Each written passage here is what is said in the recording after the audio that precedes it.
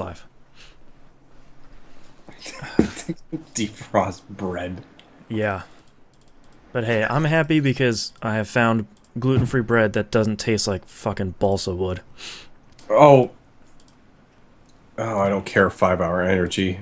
I forgot that was playing in the battery. All right. I'm gonna get that out of the way. No, been doing this fish fry crawl. Well, Mm, so we're every Friday we go to a different place. nice. Last week we went to St. Ambrose over here in Brunswick, and the fish was horrible. Like Really? the food was just gross. Was it like Like oily or just like dry no, or? it was fishy fish. Like Oh. with fish has that little that you're eating fish. Yeah, you This want that was little like this tang. was all up in your business. Like, Almost like man, it it was maybe a little overripe. yeah, like it just wasn't A good. fish fry Or is like you get your shittiest fish. You fry the shit out of it. You call it a fish so fry.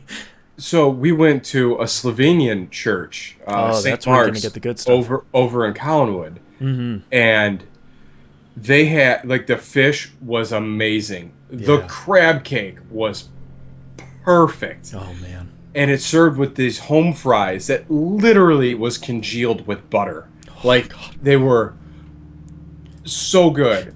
I'm gonna turn the Uh, lights down low. Mm-hmm. a vinegar based slaw, Okay. and they had not lentil leek soup, Oh. which was it was so good. Wow. And with this one, you got homemade strudel, Oh. like a wedge of strudel, and they had Slovenian beer. Oh man. And I'm like, this I was amazing. I grew up near a lot of Slovenians, and man, that food. Oh god. Oh, and they're awesome. Yeah. And there was a dude that was working to think looks exactly like Liam Neeson. He's running around chasing the kids, and so I have a particular set of skills. Like, I That's will awesome. find you. Like they're playing hide and seek, and I'm in line and I'm cracking myself up, and everyone's like, "What is happening?" Nothing. I'm drunk. Don't worry about it. I was in line, not even having a beer yet. Just Somebody has just donated $100 with a message. You're welcome. Well, I don't have donations, so you go on a timeout here. I don't have a button for giving us money. oh, Let me check. If they did, I apologize. But I don't have any emails for that. do I got to break out the garter? Bless the nips. I'll be like girls on Skype. Yeah.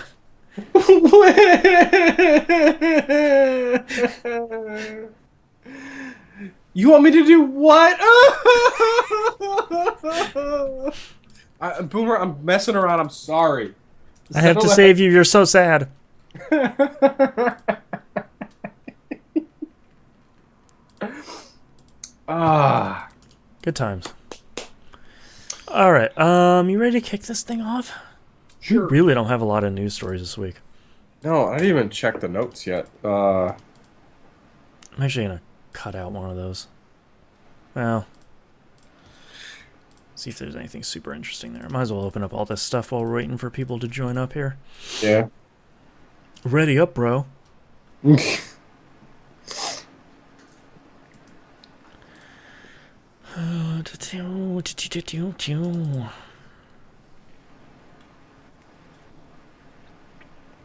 Games.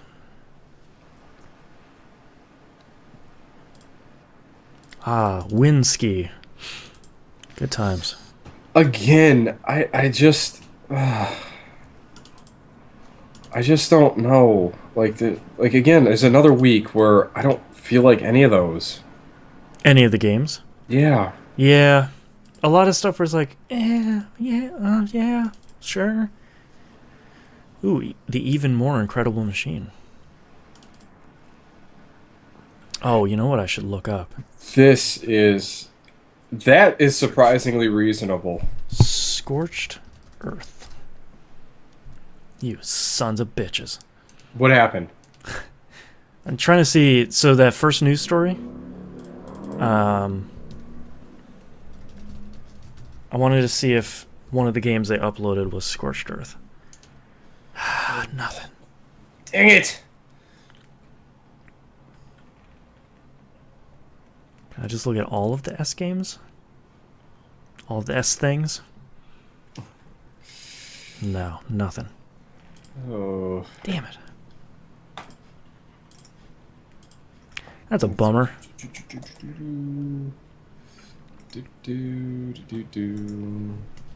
And where's my sheet? There's my sheet. Oh, there's a Wikipedia page for it. For Scorched Earth? Yeah. I remember we kept trying to find like a good version of that. And they all went to that 3D. Never mind. It's a page for the actual scorching of Earth. Brought to you by Republicans. There we go. Scorched Earth video game. That's what I want. In all of its ugly glory. Release date 1991. It was such a good game. Publisher AK-47. Developer Wendell Hicken. What's up, Wendell? What's up, Wendell? Scorched Earth in the present.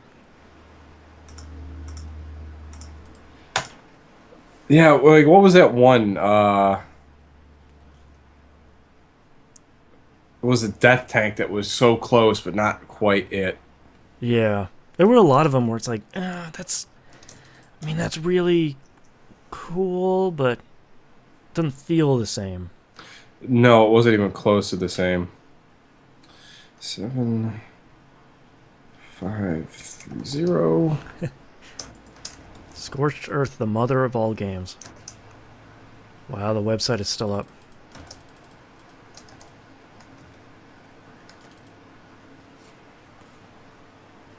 Oh man, that's crazy. So it still comes with, if you buy Scorched Earth, it still comes with all of the different versions. 1.0, 0.1, 0.2, and 0.5, and then the file builder. That's awesome. Scorched Earth t-shirts from Cafe Press. I might get one. Oh no. Wait, Hold on, alright. I gotta send you this. Yes. Let me click on it, goddammit. I'm just gonna put it in chat here. Are you in Twitch chat? Yes. There you go. I mean, that might be the perfect shirt for Scorched Earth. Yes! It's $25. Worth every penny. Oh man. Because that's so perfect. When did they do like a picture like that though? That was 1.5. Remember where they had like pictures of mountains in the backgrounds, and like you can make your own file to put your own backgrounds in? I must not have played that version. Yeah, that was like the very last version. Oh, that's so good. That's so good.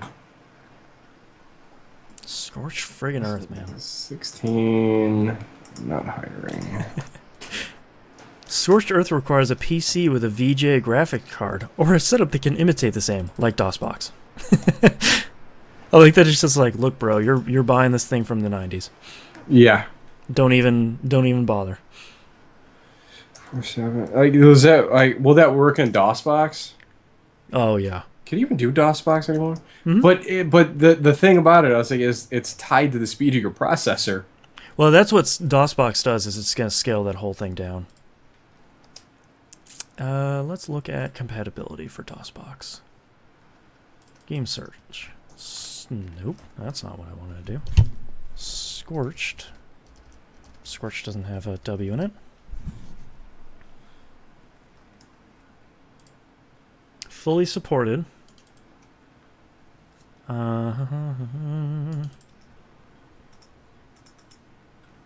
Yeah, looks like it just works out of the box. So Awesome. I might have to. I would not mind supporting that. Tossing a couple bucks at Scorched Earth again. Yeah. I am more than positive. Because in all honesty, I've never paid for that game. I was just about to say, like, I think whatever version I had, I think it was just the shareware one because it was only like the two tanks, and you couldn't slide all the way over to the really cool ones. Yeah, like no, I think my neighbor across the street had one that was like a legit version, but I think it was like 1.1 or something. Yeah. Don't copy that floppy knobs. I don't think they cared then. I don't know. I don't think anyone cared. What's the website for Scorched Earth? Oh, I just googled Scorched Earth. Oh, Scorched Earth game. No, it's wiccan.com/scorch. I think that's just that guy's last name. I just put it in Twitch chat. You can name your own price for Scorched Earth. Can you just... Also, you can just download it, apparently. Official Scorched Earth t-shirts. That is so great. Man, and it's just the perfect one where it's like, I wasted my education with Scorched Earth. Because holy hell. I sure as hell did. Well, geez, you can download version 1.2. Yeah, right from 1.5 is up there too. Oh, back. Just to download. Save. Thank you for joining us live as we download Scorched Earth. Maybe a live tutorial on how to use DOSBox. Oh, close. Alright, that just came in a RAR. Of course it did. Of course it came in a RAR. Jeez. Amazing. Now we gotta download DOSBox. DOS. DOSBox can be kind of a pain to set up the first time, though.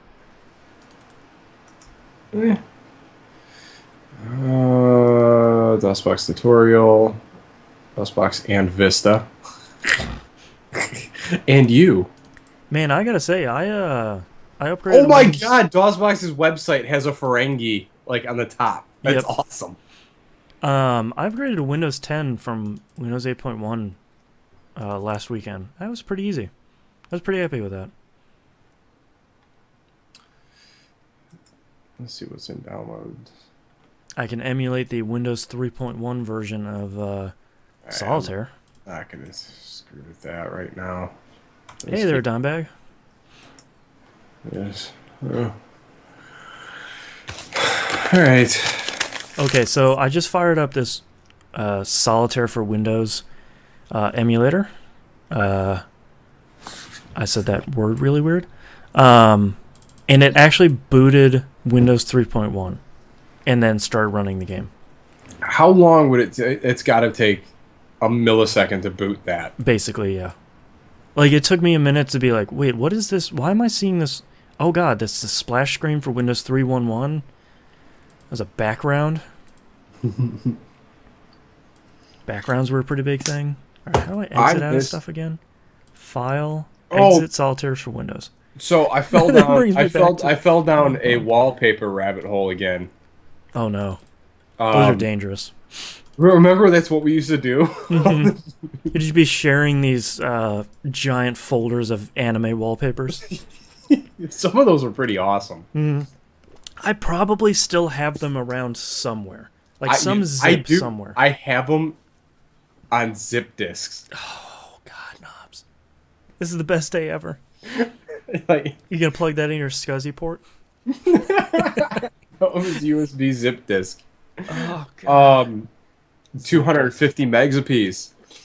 Do you remember when in like what was that one store CompUSA? CompUSA. Remember when they had those big advertisements for zip disks? Yeah. And the one zip disk and had a whole stack of floppies, and it's like these 128 floppies fit in this one tiny thing. And I remember looking at it and going, "Oh my God, how is it? It's so small." But so you remember, Witchcraft. like, I wish I still had my old like file holder that had the things for the 5.5 inch, the CDs, and then the floppy drives in front. Yep. Where it was that smoked plastic. You just that flip it open. It like clips open. And it's got this little Yep. Like, my dad unfortunately threw out a bunch of those when he was cleaning their office at their house. And they told me, like, after they threw out all that stuff, and I was like, I would have taken all of that. Yeah. I've taken all of those 5 1/4 floppies. They don't. they don't store like take up any space. No. I can put like 300 of them on a shelf. I had even like Word Perfect 6 on 5.25 floppies. There were like 30 of them. Yeah, I still got a copy of Rand McNally Oh on man. 19 floppy disks. I remember installing Theme Park on floppy disks before I bought the CD version. It was like 6 3.5-inch floppies, and I remember the installer had this guy mowing the lawn for your progress. After a while, his lawnmower would break down, and he'd say, I need you to put in disc 2. And when he did, he'd rev it back up and keep mowing. And I was just like, we don't have that anymore. No. Like, Fallout 4 had a really cool install where it was doing, like, the special system, like the tutorial videos. But a lot of people would miss that because they would just toss it in and, like, it would install in the background. Well, you remember the old LucasArts, the verifiers? Yeah. Or the what, spinning wheel. Well, the spinning wheel, and like, okay, go to this page on this one. What is this word? Yeah, what's the third word in the fifth paragraph? That was this thick of the Secret of Atlantis. Yep. Just so I could play that game because my friend made a copy of it for me. Yep. Or what was it? Another great one was Wing Commander 2. Oh yeah. Because in the book it had, you know, diagrams and breakdowns of all the 4 ships, and they're like, I need to know what this part is, and it would put on the screen, and then it had like a little thing. What is that? Yeah. And that was your verification. Yep. Or they had those wheels, and they started making them on red paper, so you couldn't photocopy them. God. Amazing. All right. Are you ready? Sure. To kick this thing off. Now that we've been talking about video games for an hour. All right. Let's get started in 3, 2, 1. Welcome back to another episode of That Video Game Podcast. I'm your host, Boston, and joining me, as always, Mr. Knobs. Hello. Let's just get right into it. Knobs, what have you been playing this past week? All right. Well, Monday Night Game Night still alive and strong, playing Battlefield 4, and we all seem to be having a good time again. Weird. Yeah. Fun game, fun times. Weird. And it's one of those things that you forget how much fun you could have in that game and how many amazing unscripted moments that game provides you. Yeah. I saw a news story this past week where somebody had done the math on, I think it was the PS4 version of Battlefront versus Battlefield 4, and at any given time there were still more people playing Battlefield 4, which, if you think about it, it's an older game, so you can get it for cheaper and more people have it, but Battlefront was so anticipated, you would think that number would start to climb and Battlefield 4 would start to decline over time. I think if it had played like Battlefield 4, I think it would have held more people. Or what is it? Hey, this is a good replacement, let's go. Which we all thought it was going to be. Yeah. It just needed to be Star Wars Battlefield, which is what we thought it was going to be. Well, if they had level parity, or, you know, weapon parity, probably would have been fine. But it doesn't. And it's frustrating. Yeah. I don't know if I'm ever going to go back. I mean, it's, you know, not to poo-poo a game entirely, but why would you? It's a game that you don't have fun playing in a multiplayer setting. Like, there's nothing more frustrating than if it was a single-player game. You're like, all right, I just need to unlock some stuff. I just need to get a little bit better. You know, I haven't gotten there yet. But there's nowhere to practice. You're just your practice is just being annihilated. Yeah, just keep getting shot in the face. You have no time to sit there and take in the sights for a minute or really get your bearing on how the game plays, because that's what Battlefield single player did. Was it literally taught you how to play that game effectively. Instead, they're just giving you a gold star saying like, well, you made through another match. Yeah. Good job. Maybe you'll win this next one. You got it. I believe in you. Well, that was frustrating. But Battlefield 4 is still right now the fun zone. Yeah. Because I forgot how great it is just to sit there, turn a corner with my DRM, and literally fire one bullet at a guy that just turned the corner and putting him down. Yeah. Like one-shotting stuff. And headshots in that game are so fickle. and you're just like you didn't even pull the trigger second time. You knew as soon as it was doomed, done, moving on. And the thing I think, to almost play devil's advocate here, but I think a lot of people that are listening might be thinking, well, isn't that the stuff that you're on the other side of in Battlefront that you're so frustrated with, and you're turning the tables here? But the thing about the Battlefield 4 is you put in the time, and you've filled up all those bars to get the gun that you like and the loadout you like, and it clicks with how you play. Yeah. It wasn't just, here's a laser sniper rifle, look at that, it one-shots guys in the knee. You know? Yeah, but I don't feel like it ever had that sense, because I unlocked all that stuff. Yeah. Like, I got through it, relatively in about a month and a half. You put in your times in the salt mines to fill in those bars. Yeah. Yeah, I was down there digging coal. Yep. So anyway, but I would switch, and I was like, all right, this guy, I'm getting killed with this gun a lot. I'm going to see what this is. And it seems like I'm having the same problem with just the different gun. I was like, how are they doing this better? Right. And I just could not connect those lines in my play style. So, yeah, I mean, I would have like one good match out of like 30. Yeah. That's not fun. No. Well, and it's just so demoralizing. Like, this is something that's really hard to explain to people that don't play video games. And like, my dad would watch me play video games growing up, and like, I'd be playing, let's say, like Super Mario World, and I'm going through like the star road at the end, and it's just horribly hard. And I'd be so frustrated, and he'd be like, yeah, this really looks like a lot of fun. I'm glad you're having such a good time. This looks like a blast. And it's just like, you don't understand that when I finish it, it's like climbing Mount Everest. It's like, it's the satisfaction of completing something that you went through. And I think that's where I love this medium more than anything else, is that journey is always so personal. Mm-hmm. Like, even though it may be on easy mode, it doesn't matter. You're still putting the inputs in through the game. And playing multiplayer, there's an element of that's removed, where you're just crashing upon the rocks for 30 rounds, and then you get one, and you're like, well, I feel like I lucked into that. I didn't really win that. Yeah, like, it's when you can't decide what you did differently that round compared to any other round, is where you're just like, what are you doing? Yeah, it's like, never your match to win. Like with Battlefield, I kept getting better and better and better. Yep. You can see that ratio sort of flipping, where my KD ratio is, I got more Ks than I got Ds. And even when you get the guy that's just continually slaughtering you, and in that game, he's just better than me. Yeah. And or he's unlocked more stuff. He has more time. Like, he's a way better sniper, probably. Well, no, it's just there's people just get the game, and there are things in that game that drive me nuts. Don't get me wrong about that. Like, the Deagle needs to be nerfed. Mm-hmm. Like, it's just the worst thing in the world.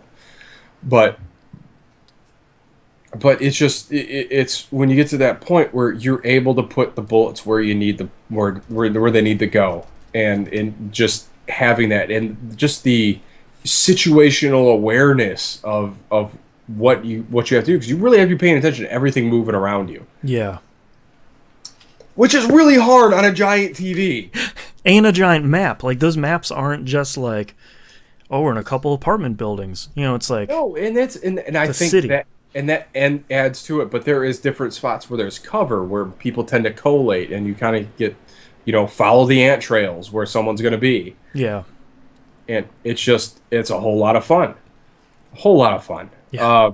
Come join us Monday night and enjoy some weird conversation and 10 p.m. EST and some Battlefield shenanigans. Yep.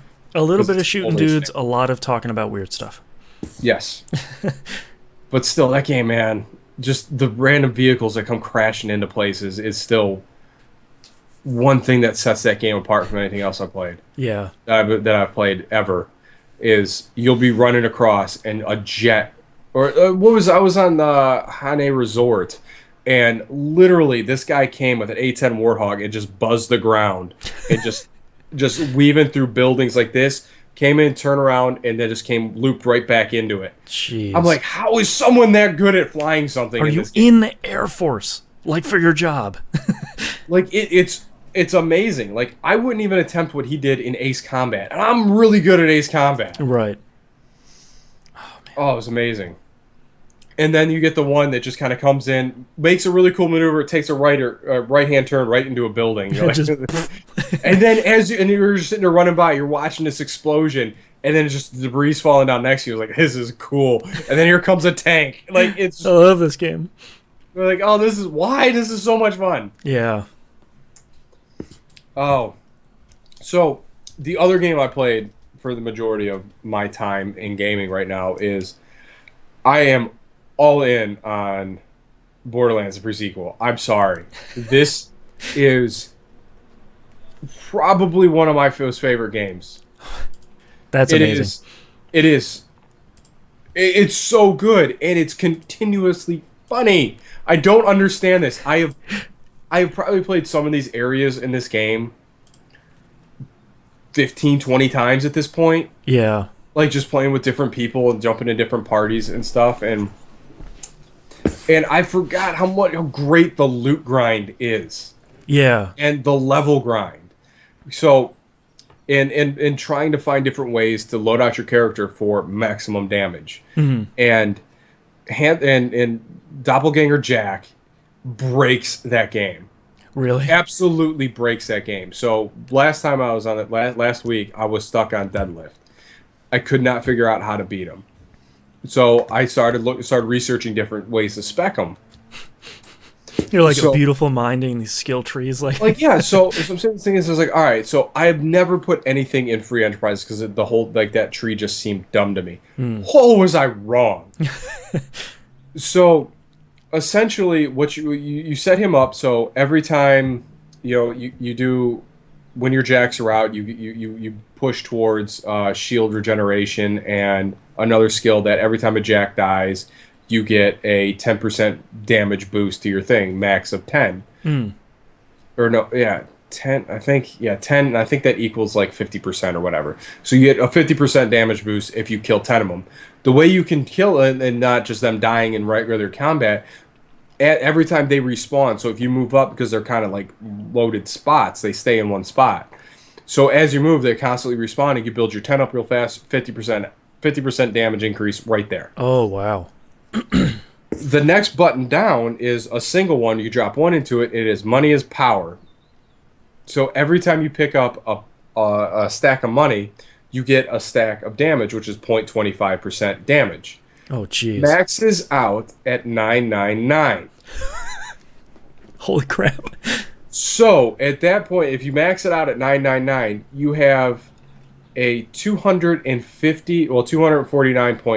249.45 damage increase on your gun. Holy crap. On top of that damage is then compounded by your jack's damage. Oh. So you are literally one-shotting everything in the game. I have not gotten to 999 yet. So what I was doing was I was milking the stacks. So I was going through breaking out, and it like forces you to look in every chest in all the things you would run by it, because you're like, I have enough money. Yeah. So I'm going through it and I'm breaking all the rocks, anything I can do to get little stacks of cash here. So I'm building it up, and once I get up, you don't start noticing it until you hit the 100 mark. So you get a 25% boost. You're like, okay, things are going down a little bit faster now. Right. This is awesome. You get up to 200, like, oh, wow, this is great. 300, okay, yeah, this is fun. 400 is 100% damage increase. You're like, this is great. 500, like, and I got it to 650. I think around 650, and I am just blowing through people. Jeez. And then I go and take deadlift down in like no time, and it's like, oh, this is great. So I open it up. Now I'm earning XP like crazy, rolling through that, and I'm like, all right. And then during the course of this grind, I started getting rare drops like crazy. Like, and like, Well, yeah, mostly probably because it's a numbers game, because you're just murdering dudes left and right. well, it's not so much like I don't know if it's based on time played or the amount you've done, or the multiplier of the rate drop increases between, vanilla game, True Vault Hunter, and Ultimate Vault Hunter. Right. So now I'm just almost exclusively playing Ultimate Vault Hunter mode because when I was doing this grind in like a 2 minute period, I had 3 legendary grenade drops. Granted, they were all the same grenade, Sure. but But the each numbers one, are on your side. right. This is great. Like the first time I fight Flame Knuckle, he drops the nuke, and which is the nuke is the best thing. You just sit there and keep duping and duping and duping it, and then you can grind any legendary you want. Yeah. Like I just ground a one of the Jacob's pistols, which does I think 5,025 damage times 6, and That's a huge number. And it's piercing. Oh no! So it negates shields. And it's Jacob, so it's probably you have to pull it every time you shoot. It's semi-automatic, so you're like, yeah. And just things are done. And it's so much fun. And then we got Ian Splaz and some random dude playing Claptrap. Oh, nice. And he was a very well participating random person in the game. Oh, that's nice. We went through we cycled through 3 or 4 different randos, and he just fit. He was playing, then all of a sudden he starts dropping some loot for everybody. I'm like, all right, this is cool. I pick it up. It's an overpowered level 70 shield, and I'm like, what is this? Thank you, kind stranger. I can't equip it because apparently that's something that's only PC exclusive is over leveling. Oh, huh, I didn't know that. I guess that was the thing in Borderlands 2 and the PC. But he drops this shield, and it's a ridiculous number. I couldn't even say bazillions. Yeah, like gajillions, and then the recharge rate is a bazillion. It's clearly like someone went in and created that. Oh, absolutely. It's like someone just went and just bounced the numbers until that looks like enough. Yeah. So it pulls up and it's worth 999 million or whatever it is. Yeah. So you sell it, you don't have to worry about money ever in the game. Yeah, you have infinite money. So I'm like, all right, so I got this. So I duped a few of them back to myself, and so then I grind. I'm like, all right, so I'll take these and I'll grind it against my black hole because my black hole is only a level 50. And I figured, all right, so if it's this, it might give me something that I could use. So it grinds me a level 70 shield, like an Ashkin shield. So it takes health away but boosts your shield up to 190,000. Jeez. But it takes 42,000 health away from you. So, and I'm sitting there looking at these stats so I equip this and I die? I don't have this much health. That's amazing. Borderlands, yeah. Amazing. So anyway, so I take this shield, then I grind it out again, then I grind it a really awesome level 56 or 57 level shield, which is my level. So I just so now I'm using this thing so I can use this to step down anything I want now. So now I got grand plans of just sitting there with the grind. You're just putting your ha ha ha, yes. I can't wait to see what do I get now. Yeah. But yeah, so I've been playing with the grinder a lot, which is really helpful. But even just getting legendaries just random is it's a joy. Yeah. Ooh, this orange came out. It's just and I've been trying to grind a celestial class mod, which apparently is the best one in the game. Instead of getting the Chronicles of Elpis, which I have, but I had a level 27, which I use all through True Vault Hunter mode. So it was this thing's garbage as far as levels concerned, but it was giving me +2 and 5 stats. Jeez. I'm like, this is great. Yeah. Then I got another one, and then it was +3 and 5 stats. I was like, all right, you're done. Let's throw this out the window. This is trash. I can't deal with this. But yeah, so and I'm carrying so much stuff around with me anymore. My backpack's 39 deep, and I got 30 items in it on all times because I got this stack of stuff, and then I'm save scumming on my grinds in case I don't like it, but I'm duplicating that item just by having it there. Right. So, Borderlands. This Borderlands pre-sequel masterclass here. Oh, this is amazing. There's so much stuff to do. Yeah. And even better, all right, so Ian found a secret boss fight. Oh. So you've played for that first part where you Hmm. get that one fallen doll soldier tells you to tell Colonel Zarpedon that I died, and then he's like, "Well, I got this one last request," and then you take care of it. Like, oh, but I got one more thing. It's like, you see Nell over here, call him a D, Oh, right, and that then one. he's like, "Why?" You know he's a boss fight. No, really? So there's this thing. So there's a bunch of there's like a one, a C, S757 or whatever across there. So on top of the two tallest buildings, which are difficult to get at because you got to do some platforming to get up to them, Hmm. and one of them requires two rocket jump or grenade jumps, Oh, wow. which I didn't even know they implemented that you need to do stuff like that in this game. Yeah. Opens up all sorts of different areas now. So you get up there and there's a sandwich board that's got a D, and you're like, okay, so pick this up, get up to the top of the other one. There's a K. So then you go and you put in, so you jump down, you get your stuff, and then they're like on this wall in front of him, you put a D in front of the 1 2 or the 1C, and then a K at the end. And then he's like, "That's it. I've had enough of this. I am not a D word. Blah blah. It's on." And you're like, Wow. "What?" Like, all right. So then you get a wave of like 10, 15 guys. You kill him, then you fight him, and he breathes fire and just it's That's crazy. amazing. And he like 50% of the time he drops the Skull Crusher Oh, sniper rifle, the legendary sniper rifle, which is six in one shot. right. And it's oh, Man, that's pretty cool. it's just like that's so random and great. And there's this other giant Kragan thing that you fight that's toxic and huge and green, but he's in an area that you wouldn't necessarily go up there. Hmm. Like the only way I went up there is I saw this part of the map was still shadowed out. I was like, all right, so I jump up this lava waterfall, lava fall, get up there, and there's a hole. You jump down a hole, and this giant thing spawns out of the lava. You're like, oh man, it's on. But being able to, and then playing as Jack, like I'm able to build up these things that I can take out, these things that are out leveled you as far as like I fought him with a group of three, and he just destroyed us. And he was level 56. I think I was level 55 at the time. Hmm. And just because like I had been downed a few times, so my fight for your life was really short.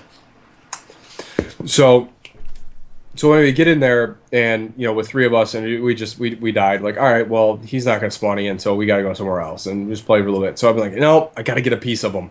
Yeah. So I go back and I grind my stacks out to about 250. I go down there and I rolled him, but he was level 59. Oh, weird. So he was level 59 because it depends, because True Vault Hunter mode scales on the highest level guy you have in the game. Oh, right. I forgot about that. So it's not, you don't get a pass because you've been playing it for a while. Yeah, it's not just like three people are in here, so levels. Everyone's just +2 levels. It's like, no, you can't scum this. You got to put in. No, Everybody's got to come correct. oh yeah. Oh, that and just rolling the guardian or the sentinel in True Vault Hunter mode is awesome. Like I have him down to a science. Nice. Oh, yeah, and that's Zarpedon's pistol, and then one of the legendary SMGs I have is, and like again going into that fight with these added stat boosts is just you like is breaking the game, but you're within the rules of it, which it makes it so much more satisfying. Yeah. But the pre-sequel's so good, it's so good. Go play it, everyone. It's good. 2 thumbs up. Yeah, it's awesome. You need someone with power level. Oh yeah, all right. So then Scott just picked it up. So I started a new character too. I started the Baroness. Oh, right. Do you know who the Baroness is? No. It's Sir Hammerlock's sister. Amazing. And even her skill is like just spawning death. It's Awesome. the best. So she has this thing like her freeze tornado or whatever it is. It's this little icon that goes out to the closest enemy or the hardest enemy that you're fighting, and just this whirlwind of ice just goes and it freezes stuff like crazy, but it's doing so much damage. It's like you just sit there watching it. By the time you get a chance to shoot it, it's already dead. And that's really what you want out of those, like those ultimate skills. Is you, since it takes a while to charge, you want it to do some real damage, or be really Yes. useful. Yes, and then the master valet skill is really fun too. So if you click in and you hold the melee, she just drops a contract, and whoever you're playing with, if they melee you, they're now your valet. So now and it has like so I get extra health as being the master. He gets a buff shield boost. Oh wow, And well, then that's there's pretty other little creative. things that go around with it too. But it's just the one thing that she just goes, shink, and this contract just falls down. That's pretty creative. Oh, and her dialogue's great too. Oh, it's outstanding. Like every character it comments on on Moxie's cans, like every time. Really. Hers is priceless. She's like, "Oh, well, oh, wow, those are outstanding. Do you have back problems?" Like, and Moxie's just rambling away with whatever she's supposed to say. And she's like, I'm sorry, I can't pay attention to a word you're saying." Oh, Borderlands. It's great. And apparently, there's a mission you do for Sir Hamlock, and I can't wait to do this. This was told secondhand to me, but apparently they hate each other. So they had this big inheritance. She took the money. He didn't want anything to do with it because he wanted to be an adventurer. Mm-hmm. So I guess during when you're talking to Hammerlock, you're disguising your voice horribly Oh God. as you're talking. And she has a Sir Hammerlock head with the big mustache and beard That's and pretty and the great. broken glass.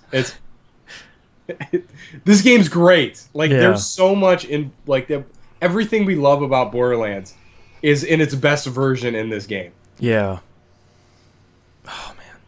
And Have you, Tiny Tina's great. I'm sorry. She's awesome. I know she's grating on some people, but man, her True Vault Hunter and Ultimate Vault Hunter dialogue is just the best. yeah.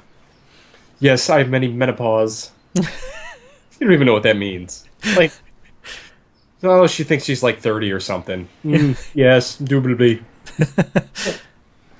Anything else you played this week? No, and I will probably continue to be playing Borderlands until I don't know when I'll be done with this game. To be Well, honest I with you. mean, happily, there's a ton of content there for you.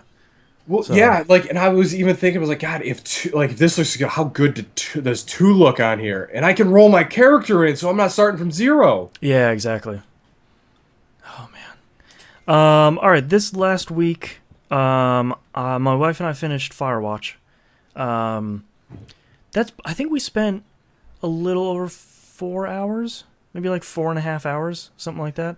Mm. Um, I, it's it's kind of hard to recommend games like that out of hand because if you like games like this, they're a genre that I'm having a hard time trying to figure out how to explain because I hate the term walking simulator because that just sounds like you're walking through somewhere and at the end you're like good job.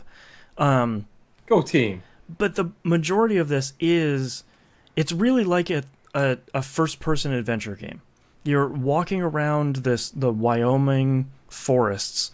You're dealing with the events in this game and it's primarily story focused. There's no real puzzles, there's no real anything. It's just you're walking around, you're making choices in your discussions with the other Firewatch lookout.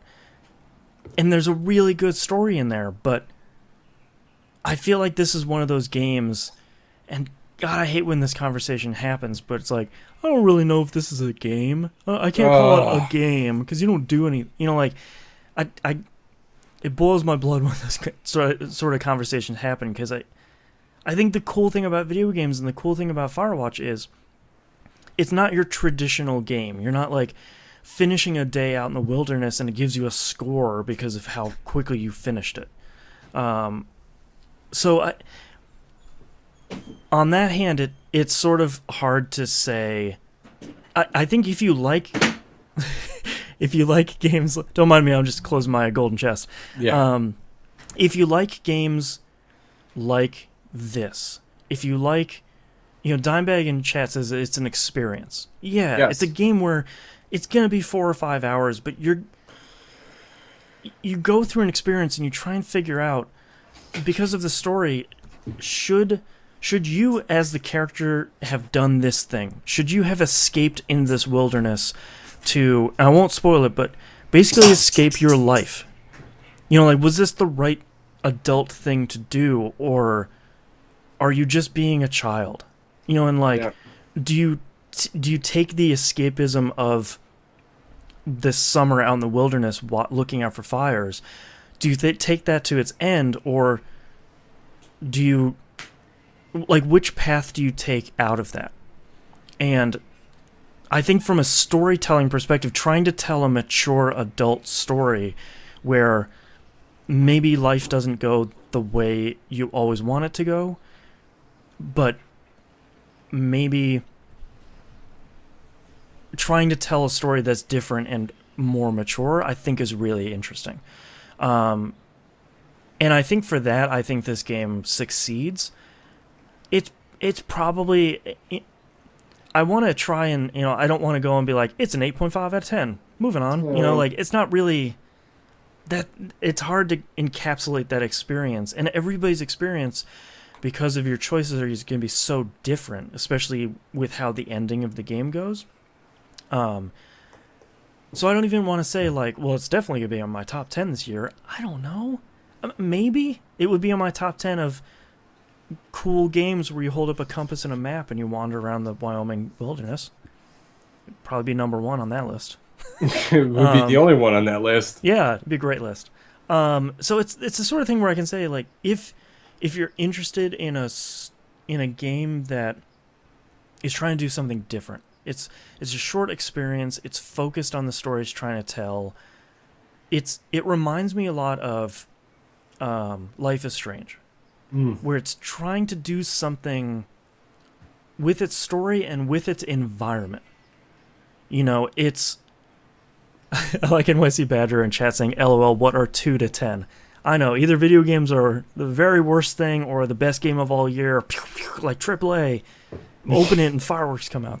But the thing we talked a lot about with Life is Strange while we were playing it was how much it celebrated doing nothing.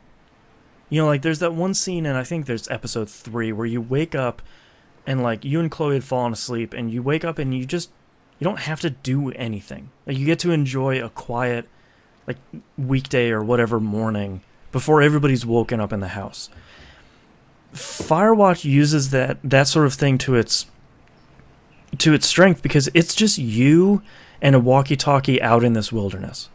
So if you just want to start wandering around and looking at trees and walking near a lake, you can do that stuff. You can enjoy the wilderness. You can enjoy all the different trees around and the sounds of birds. If that doesn't sound like an exciting thing plus a good story, then I don't think you should play Firewatch. Because it's going to be... I feel like these quote-unquote walking simulator games, these first-person adventure games, are so divisive because it's not... Good job, you finished the level. It's not Super Mario World where you hit the flagpole at the end. There's not a flagpole at the end, but you hit that little up and down moving bar, and you got some points, and then that ba ba ba ba ba ba ba, that plays, and then you walk off screen. It's not. It's a game that relies so heavily on your choices as its primary method of telling the story in a really focused, really straightforward way. And I hope that people give it a shot. Just like I hope people give Life is Strange a shot. It's these experiences that are different. And I don't want to sound too hoity-toity about oh, are video games art? Oh. I don't, whatever. Not that I don't care, but the argument and the conversation has been beaten into the ground at this point. I'm just happy to see small teams doing something different and giving you a different experience rather than, like Life is Strange, like Steins Gate, like Firewatch. I haven't played a game like Firewatch, and I like that. And it's challenging to do something different. yeah. And NYC Badger in chat says video games have not done a great job in the development of rewarding subtle successes. I feel like Firewatch does a really good job at that because your relationship with the woman that's on the other side of your walkie-talkie is very clearly growing through this game, and it's very clearly changing based on the choices you're making.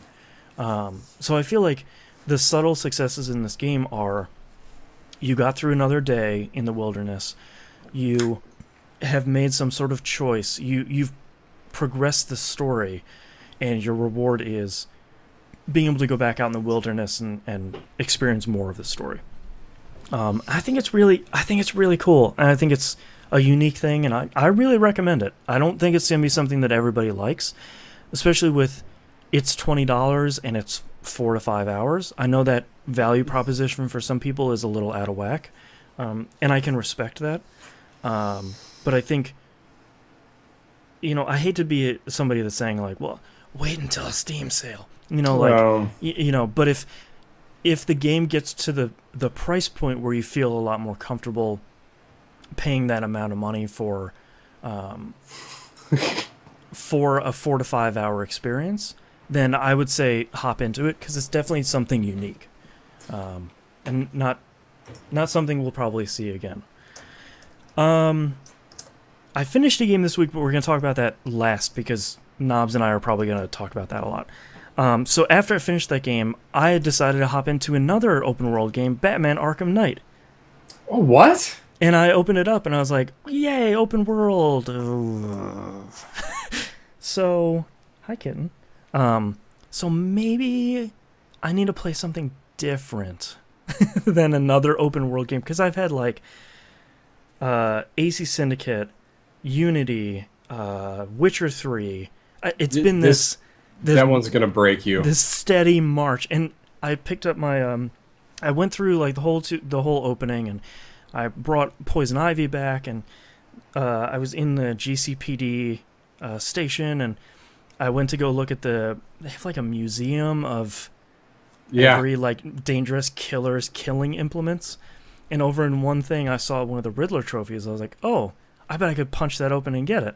I punched it open and I got it, and it brought me to the menu, and it's like 1 out of 243, and I was like, yeah, that might be my point for right now. I really want to play this game, and holy crap, does it look good on consoles. Yes, that game looks amazing. Wow.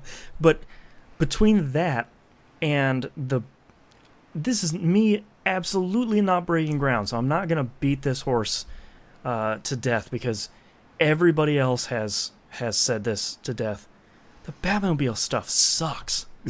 Dude, you have no idea. And I know it gets way worse. And just you have no idea. Me steadily plunking missiles at these unmanned tanks. I was just like, I don't know if I want to keep doing this. Oh no, you have no choice. And see, here's the weird thing is I feel like they messed up the colors for when those tanks are shooting at you. When they're aiming at you, they're red. Like the line coming at you is red. When they're about to shoot at you, it's blue. Yeah. That's the reverse. Yes. Red means, oh my god, death is coming at you. Yep. So, probably putting that away. I've got to figure out something else to play. I do. What's that? Borderlands. Yeah, but my wife and I have to both feel like we need to play that at the same time. No, I feel like you need to play it like now. Well, yeah. But It's great. I gotta find something that I can really sink my. I almost feel like I need to sink my teeth into like an RPG or something. Not like an open world anything, but not like a first-person shooter. Oh, stop it! I have the answer for you. Get your own the answer character. is Borderlands. Pick one character that you're not gonna like, or you're not gonna like playing with somebody. Yeah. Someone you could solo. I recommend Doppelganger Jack. I mean, that sounds like the right choice. Because you can spawn 2 buddies. And spawn all the friends I need. That's right. Um, World just got 25% more handsome. 1%, suckers. So It's so good. no more Arkham Knight for now, probably. Even though, man, that fighting system is still really satisfying. Yeah. It's just the fighting system and the grappling, just both of those just feel really good. I was also really surprised in the intro. There's that song playing, and you're looking at Joker from up top, and I was just like, when's the thing gonna what do you get it? Oh, I have to hold X to set the Joker on fire. Okay, yeah. That's weird. And then, when Scarecrow puts all the toxin in and you're shooting all those people at the diner, I didn't realize you'd actually have to shoot with R2. And I was like, that's kind of interesting. Mm-hmm. But then as they're panning through the city and then they bring you the camera behind Batman, and without any loading or anything, you're immediately controlling Batman, I was like, that's a hell of an intro. Yeah. Like, just, hey, remember Batman? Hold X to glide. This is pretty cool, huh? I was like, yes. Yeah. Trevor McD in chat recommends Xenoblade X. Lots of games that are bigger than Witcher 3 and Fallout 4, no joke.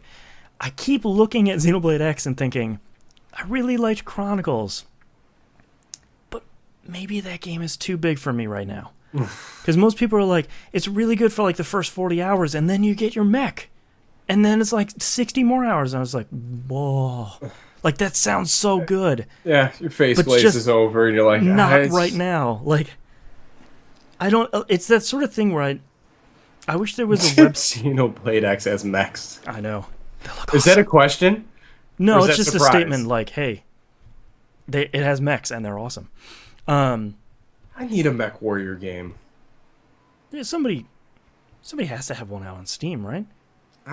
Like a spiritual successor to... I don't know. It's just that whole world was so good. Yeah, it was. The different factions. I need to get my Kodiak. Yeah. I really need a website. Maybe somebody in the community can hook me up here. Is there a website where it can ask me about what I feel like playing? Like, okay, do you want to feel like open world or first person shooter? And I was like, maybe more first. Like a Wu-Tang nickname generator? Yeah, maybe. Almost. Did you use that that Netflix recommendation engine, Max? No. So I think it was on the PS3. Maybe it's on the PS4. Where it's just like, hey, we're gonna ask you a bunch of questions. Where it's like, do you feel like watching a romantic comedy or an action movie? And I was like, oh, I don't feel like watching an action movie. And it'd be like, Jason Statham or John Wick, and I'd be like, oh, Jason Statham, of course. I mean, like, why not? And you missed out. John Wick is way better. Well, I know, like, as an example. Yeah, I know. But and then it would go through and say like, okay, well, here are 5 movies we think you'd like. Are you interested in these? Have you seen these? Do you want to rate these? And at the end, it'd be like, all right, we got you one. And it would like unwrap a movie and be like, boom, Transporter 1. You'd be like, sure. Yeah, that's a solid movie. That's a great movie. I think I feel like watching that. It did pretty well. I need that for video games. What's it called, like, Max? Yeah, it was on Netflix. I don't even know where was it. I'll look at it on. Or is it an app? No, it was in Netflix. It might have been on PS4. We'll look at it between. Okay. Stay tuned to the next segment to figure out where is Netflix Max. But last and certainly not least, least, Assassin's Creed Syndicate. I finished that, and oh my god, it's so good. How good was that ball? Oh, the ball. So that was my favorite part of the game, honestly. So we're going to talk around some spoilers here at the ending. I didn't realize it only came out in October. So we're going to talk about like the second half of the game. There is so much to like about this game. I have to say, I think this is right up there with it's probably a little bit higher than Black Flag for me. Like, it's under 2 in Brotherhood and above 4. So I guess it's like my third favorite Assassin's Creed game. I would say Brotherhood Syndicate, and then 2, and then Flag. I think that's fair. Like I think the thing that we're trying to communicate to you, dear listener, is go play it. It's actually really good. Yeah. The thing I didn't think I'd like that I really enjoyed as the game continued to unfold story-wise was this growing friction between Evie and Jacob at their different approaches to how they want to sort of unhook the Templar influence on London. I thought that was handled really well. I thought near the end, I would have liked a little bit better balance between Evie missions and Jacob missions. I felt like for the last maybe 2 chapters, it was all Jacob. And story-wise, there's a reason, but I liked Evie way more, which thankfully they make up for, which I'll talk about next. But you're right, the ball at the end was super cool. It was a really nice... It felt like that chapter was a boss battle because it was taking these little elements from everything you've learned throughout the game and sort of putting them all together without saying like, hey, kidnap a guy so you can walk in there. It was just sort of like, how are you going to get up there? You can't climb. What are you going to do? And the game just kind of left you to it. I thought the dialogue and everything going on with them you're stuck inches away from the main villain, from the dude you just want to stab. Yes, and you can't. And he's so good. And he knows you want to. He knows he's getting under your skin. I think the only criticism I have of the story of that game, minor spoilers, is that the modern day stuff, because it's basically missing except for the bookends in that game, it doesn't feel like it has enough of a punch. Like, it doesn't feel like the payout is big enough. It felt like it didn't really progress much. Like it was a footnote. Right. And I feel like, again, so deeper spoilers, so skip ahead 10 minutes if you want to hear this. I feel like the conclusion of the World War I stuff fed into some of the ending stuff, but they didn't tie it together well enough that I sort of felt like, oh, right. The ending of an Assassin's Creed game should either be like, holy crap, what? Or, oh, okay. That all came together. Gotcha. Templars. I see it. The ending was just sort of like, oh, yeah, I guess they are doing that. Okay. Sure. Okay. Credits. But... And I think the thing that's interesting, and I won't spoil who this character is because I think it was a really good payoff, they actually introduce another character's loyalty missions after you finish the game. And I thought that was really, really interesting because most Assassin's Creed games are just sort of like, I don't know, clean up the game. Like, what do you want? You want more? Whatever.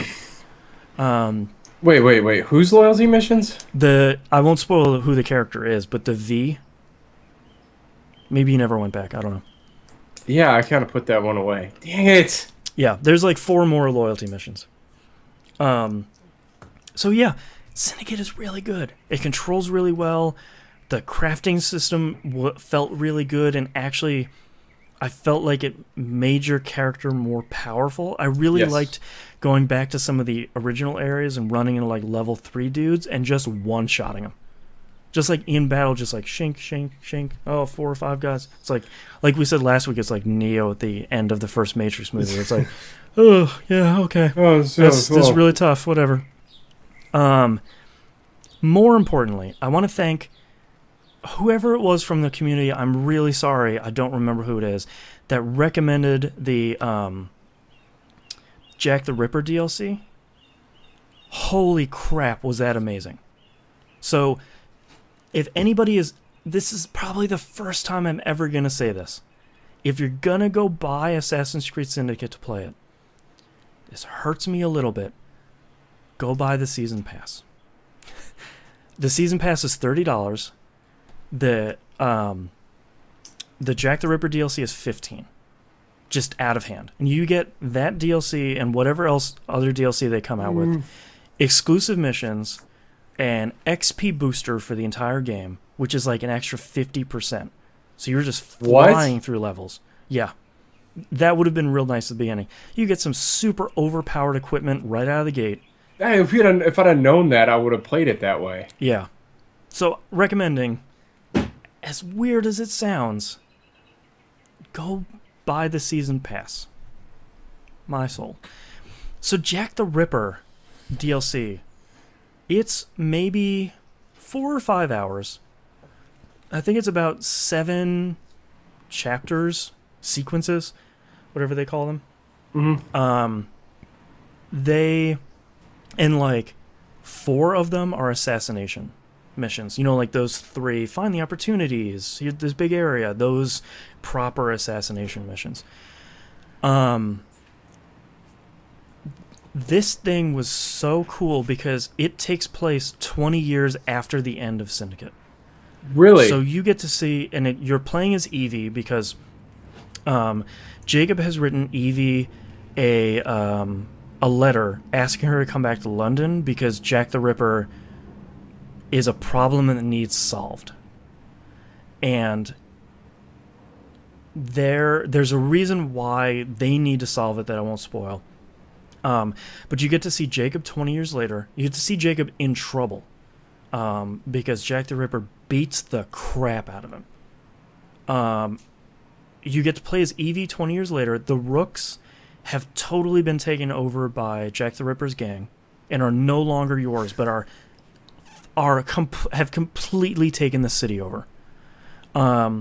You're friends with the police now because they're trying to have you help them figure out who this is, and you get to play with an entirely different skill tree that's completely that's all of it is scaring the crap out of your enemies.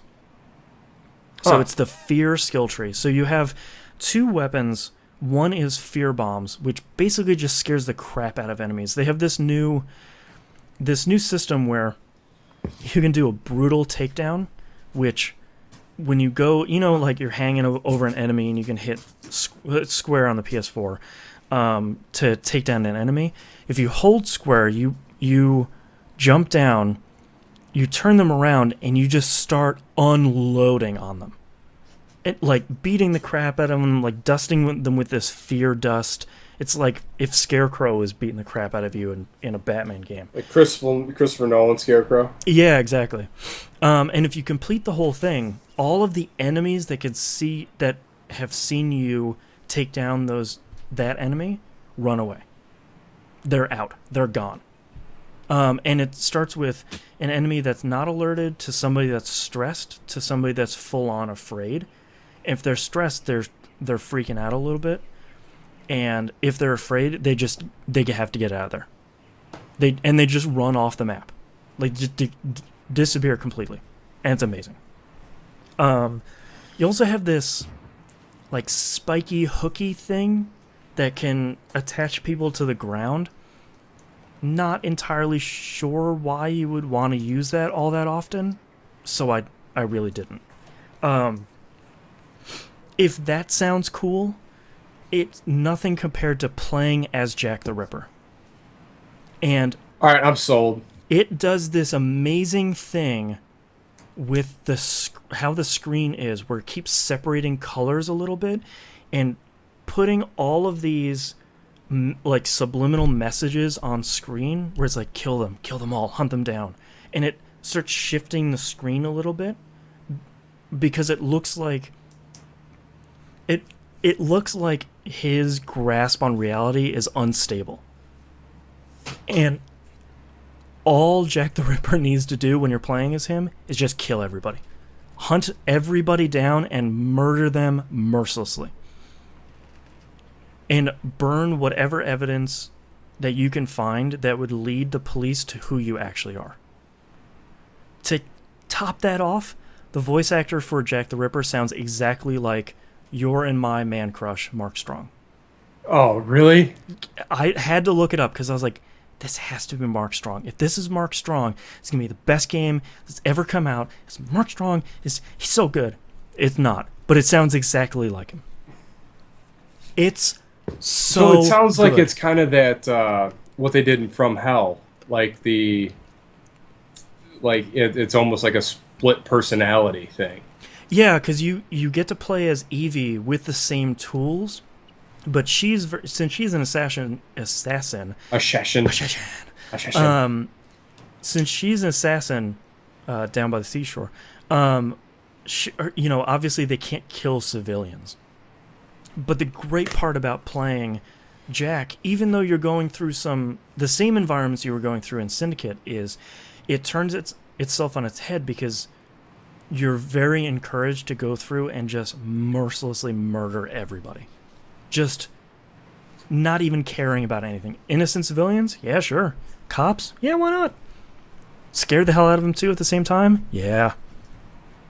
So not only do you get Syndicate, which is a great package in and of itself, but layered on top of that is this Jack the Ripper stuff, which is so... And that was 4 or 5 hours. I didn't do any of the loyalty mission stuff that was around the map, because they open up 5 or 6 different type of loyalty missions too.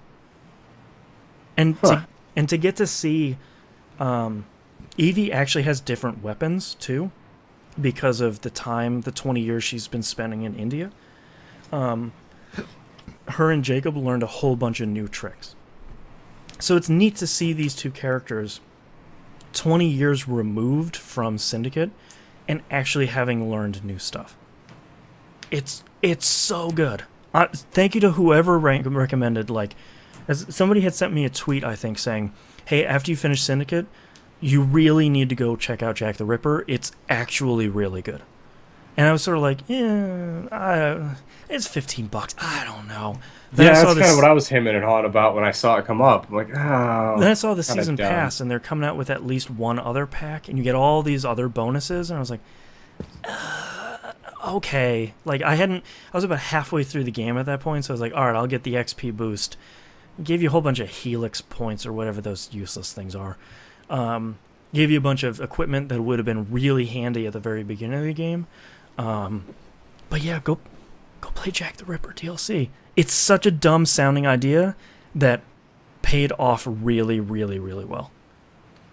And I'm shocked as hell. So yes, anybody listening, go play Syndicate. It's the either second best or third best Assassin's Creed game by TVGP ranking. Yes. It's the 2.5th best game. And that's all I've been playing, so let's take a break. Yeah, I'm gonna get some water. All right.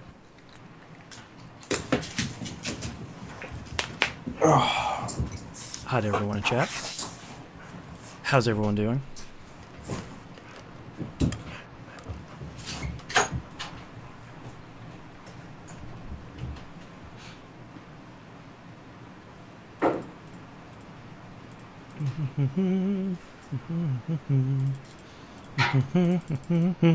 Yeah, Trevor McD, if you think that Assassin's Creed game sounds good, you should go play it.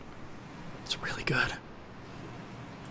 And I, of anybody, wanted to say, hey man, Black Flag was pretty good, Unity was pretty bad, you could just skip this one, but nope.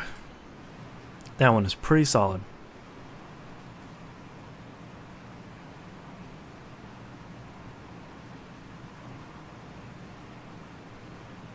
Game industry didn't really handle subtlety until recently. Yeah. That's true.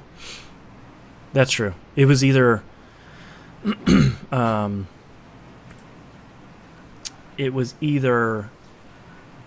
arcade game or God of War where you're yelling at hydras for 10 hours straight. Maybe that's an indie game I'll make. Just yelling at hydras. Just for a couple hours. Maybe we'll make a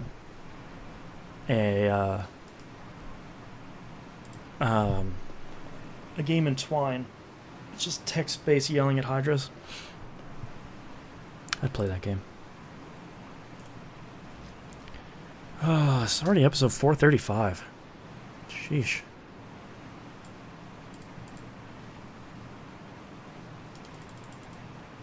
Oh, Netflix got rid of Max. That's a bummer.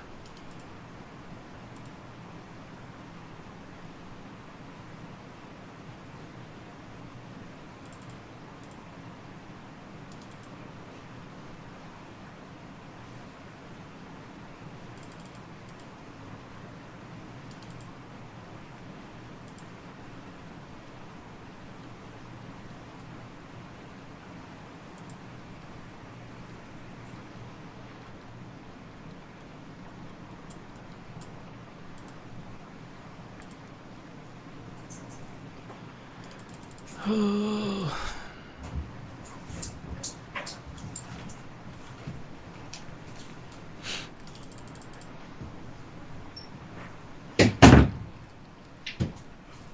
deliver the bad news here.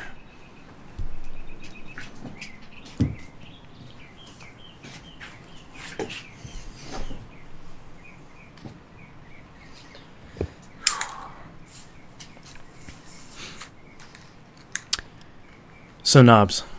What's up? I have sad news about Netflix's Max. It's no longer there? Yeah, they killed it last year.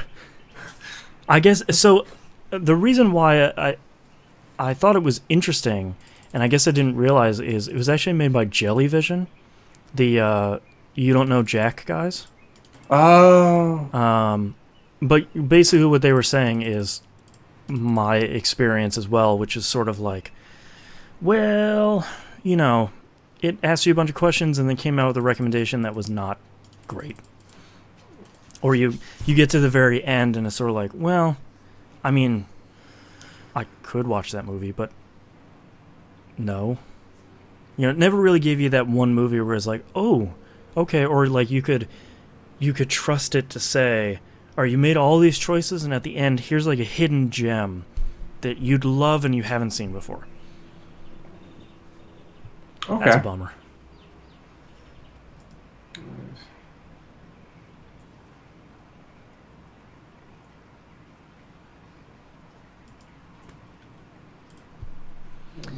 Trevor McD, I'm actually playing through Undertale right now. I haven't made enough progress since I talked about it last. And Pure Solar, I do have that. I got the limited edition one that gave me a Dreamcast copy. Got that in the mail like 2 months ago. Maybe I should play that. No. Why not? My Dreamcast needs love. I think you need to play Borderlands. Well, that too. Thank you for the suggestions, though, Trevor McD. Getting close. We're like, I do have Wasteland 2. I wonder if I should try that. Oh, Knobs. You have probably not heard of Pillars of Eternity yet, an RPG from Obsidian. No. So I keep wanting to play it because I love Obsidian, but I kind of don't want to. Musim is saying, hey, that game is pretty hard, and I don't know if I feel like a really hard strategy RPG. With a patch that just came out, they came out with a difficulty called Story Time. And basically, your entire party is overpowered, and every RNG roll is weighted in your favor every time. So it's basically like God mode walking through a strategy RPG. That way you can just enjoy the story and the choices and all that stuff. That sounds like something I'd like. Okay. Yeah. Maybe I'll play that. All right. I think, what was the last Obsidian game I played? Stick of Truth? Yep. That game was good. It was shockingly great. good. Game had no reason to be that good. And that's why I'm so upset they're not making the second one. It's a bummer. We'll see what happens. Yeah. Well, probably because they drugged their asses for so long. Yeah, but at least I don't remember who's making the sequel, but at least they have a solid engine. That engine performed well. And it looks like the show. So I mean that's kind of the two things you need. That game was funny. The game was real good.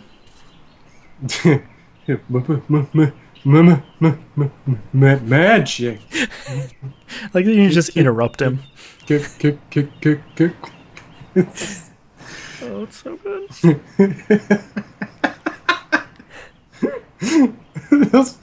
I really should start watching South Park again. Probably. I haven't watched it in years, and I hear it's every bit as good. Oh, I don't doubt it. All right, we've been recording for a while, so let's get this thing cooking here. All right.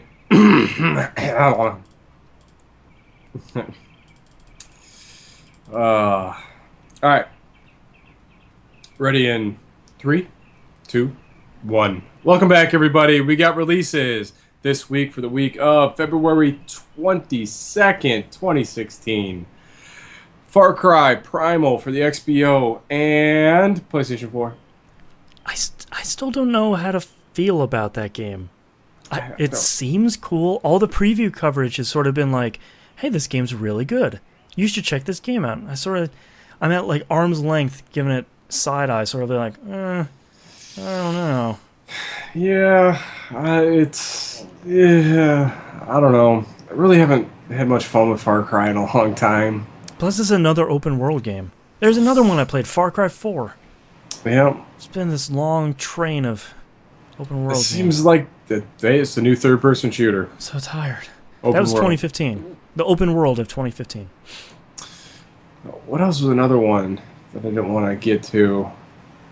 I don't know. There was something along those lines. Yeah. Whatever. Hitman Go for the PC, PlayStation 4, and Vita. I really liked this on iOS. I might pick this up for PS4. That seems like a pretty cool platform. I hope they come out with Lara Croft Go too, because that one is even better than Hitman Go is. All right. Plants vs. Zombies, Garden Warfare 2. What is it? Does that come with like sun vision goggles? Anyway, PlayStation 4, XBO, and PC.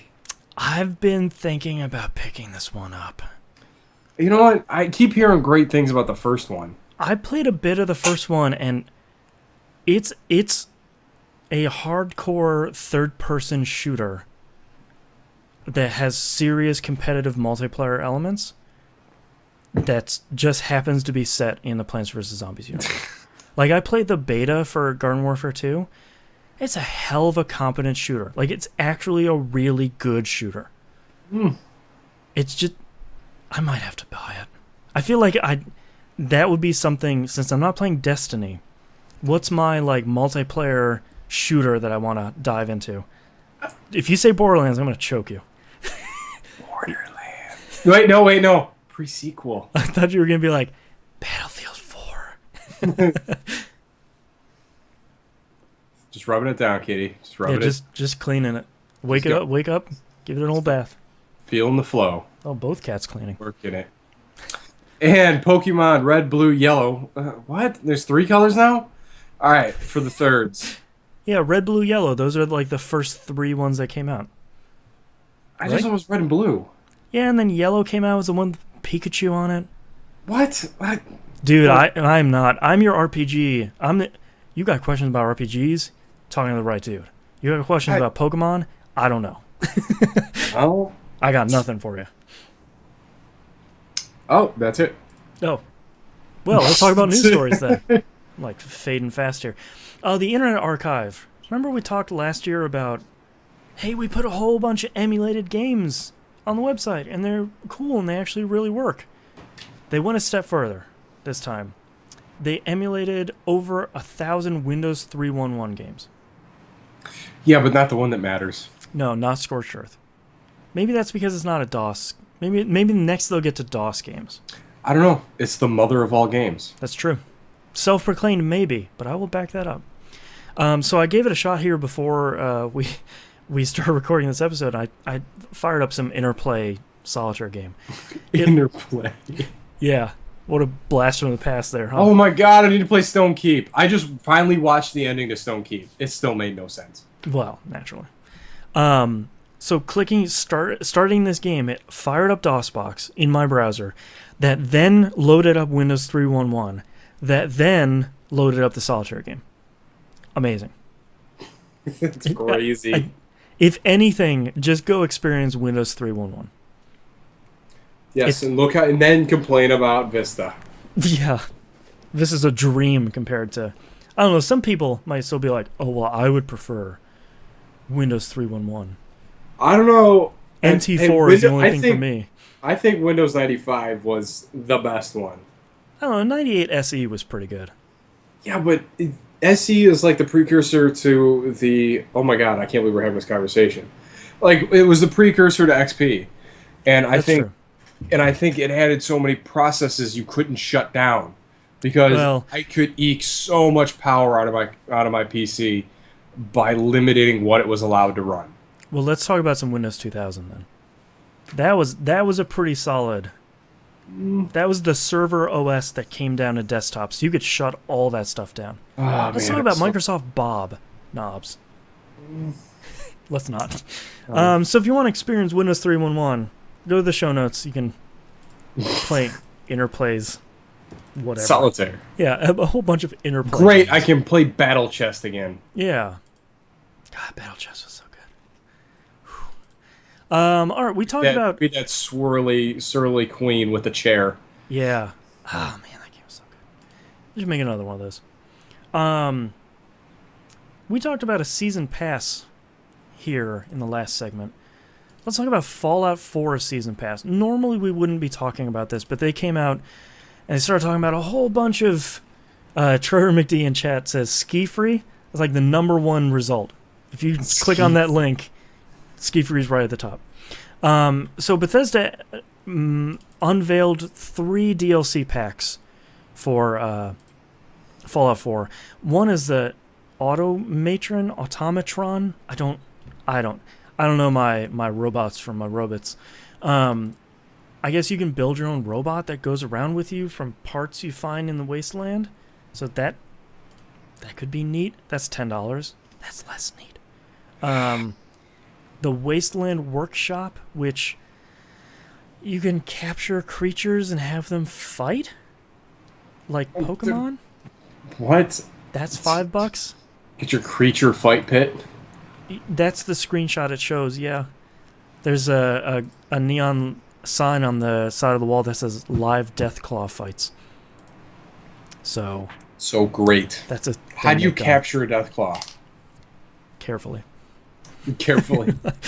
And last they announced Far Harbor, which gives you a new case to tackle with Nick Valentine, which sounds great. It's $25. That's really expensive. How much is the season pass? I'm glad you asked, Knobs. Currently, it's $30. That sounds like a great deal. You get all that and more. Starting on March 1st, however, it's $50. What? Get in now for the next week, because if not, you have to pay way more money to get the season pass. Isn't that more than those ones you just added up? Yeah, but Knobs, they're going to have so many more DLC packs coming out. Up to a value of like $60. Yeah, I don't like the $60 I bought that game for. No, I don't like the $180 I bought that game for. I don't know. That Pip-Boy was pretty cool. If you don't use it too much, or put a phone in it. My phone didn't fit. I couldn't even do that. Well, I don't know what to tell you. Sorry, I may be a little angry about this. So, I know we're not big fans of Fallout 4. I can't think of another game that has said, like, we got all this great content coming out. You might have to pay more for it. All of that sounds pretty great. And I promise, there's a lot of great content coming out that we haven't announced yet. So we're going to have you pay more for it. Well, I'm going to order a pizza. You should. Eat a pizza for me, Knobs. I don't want to deal with that. Like, just that game...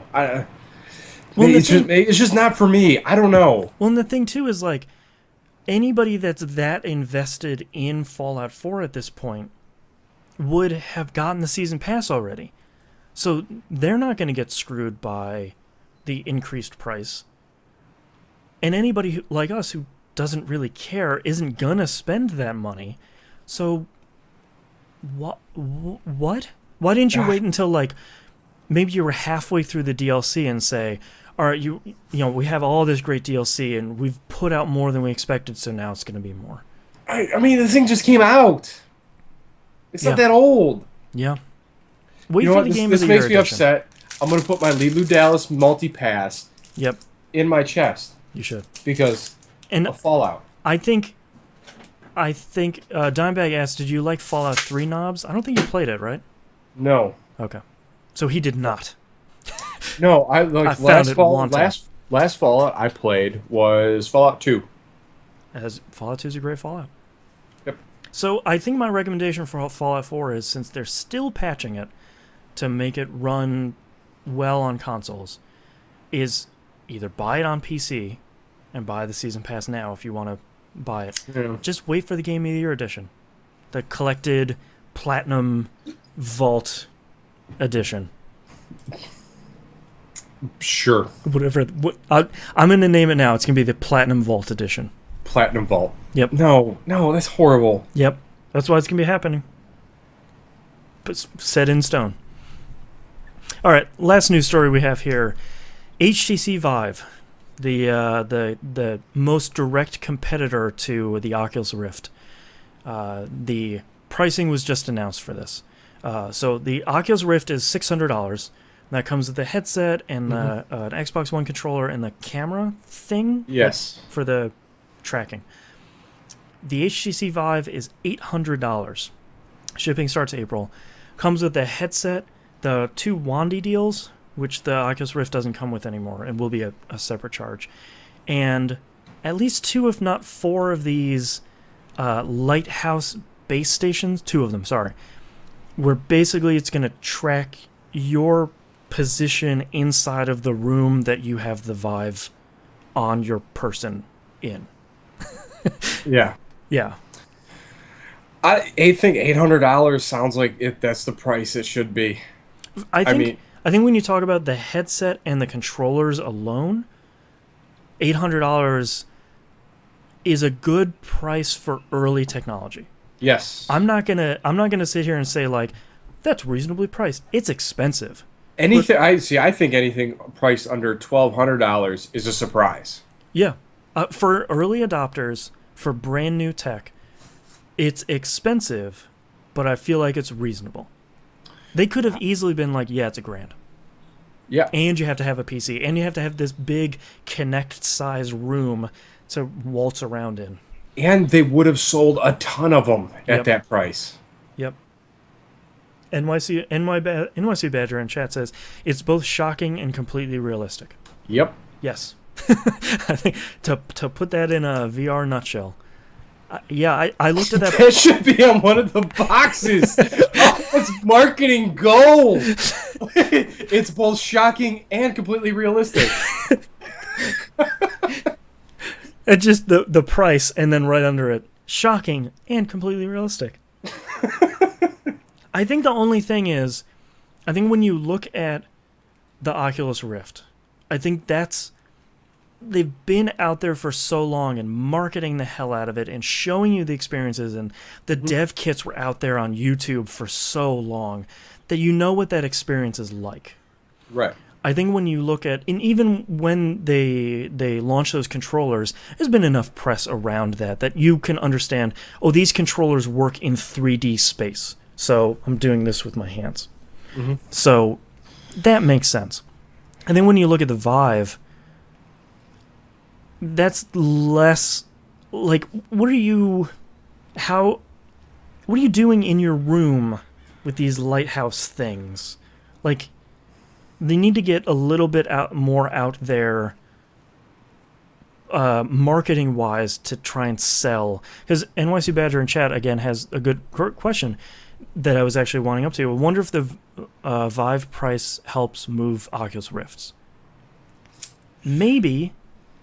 It's a different experience, but well, I mean that's part of the thing. Like the difference between the two, which really isn't explained anywhere between actually the 3 of them with Samsung VR. Oh right.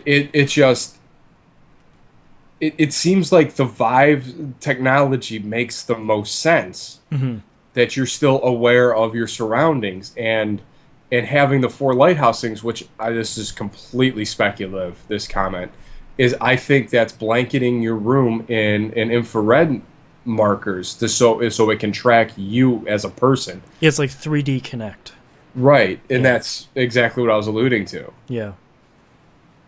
But, I wonder if, because I mean, if you look, I forgot about the Gear VR. So we kind of have 3 flavors. We have a Neapolitan of VR here. When you start at your lowest end, which is your Gear VR, which is cheap because you need a phone to strap to your head. So that's a fairly, your investment happened elsewhere. Mm-hmm. So if you have a compatible phone, it's like, it's pretty cheap. It's like $200. Yeah, think you do. No, if you're buying, like, let's say you're buying the newest, hottest Samsung phone right No, off no, the I'm rip. saying if you already have the phone. I Oh, think it's only like $200 for the thing. well, yeah, it's like $250 for like the headband with the holder. Yeah. But say it's $250 for that, and your phone has been amortized because they're brilliant in hiding the price of that phone. Oh, absolutely. That thing's like really like $700. Yep. So 7 plus 250, that's $950. It's the most expensive one, but the upfront cost is completely hidden. Yeah, the math is hidden of it. So if you Yes. you look at your upfront out of pocket cost is for John Q Street Fighter fan is $250. Hmm. Then you look at the Rift, which is $600, and it comes with a controller, and you have all this stuff that makes a little bit more sense. That's kind of your mid range here, and then you come in with the Vive, that's $800 at the higher end. I wonder if each one of those companies can position themselves in this lane that they have, saying, for the Rift, it's like, you don't want that cheap stuff. Your phone, that doesn't do Yeah. VR. The real VR starts here, and it's not going to break your wallet like those guys up there. Like, I wonder if they can.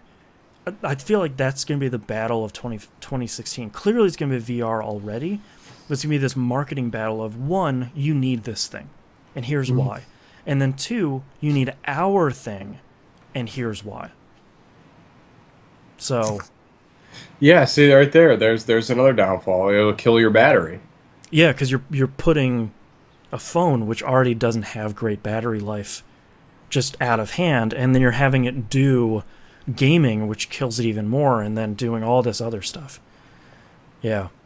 I don't know. Gear VR is such an It's, interesting idea. It's just kind of like, I feel like if it wasn't for Oculus and Vive, if it was like a year ago, yeah. 2 years ago, it would have been like, holy, this is revolutionizing, mobile gaming. But and then you have Google Cardboard, which is not even on this same map. So it's like $10 to get that thing. But but then that leaves, like, where is that going to leave? What is that thing called? The Microsoft thing, HoloLens. HoloLens. Well, and I think if Like, do you I think at that point, do you think this damages it because at this point when something is, oh, it's another thing I got to wear on my head. well, I think if I was in Microsoft's marketing shoes, I would wait until there was this. There's gonna be this thing that happens this year, and I've already seen it happening over these last couple weeks and especially over this last weekend of we're losing people to VR. This thing of, oh, I'm shutting out the world, and I'm in this virtual reality.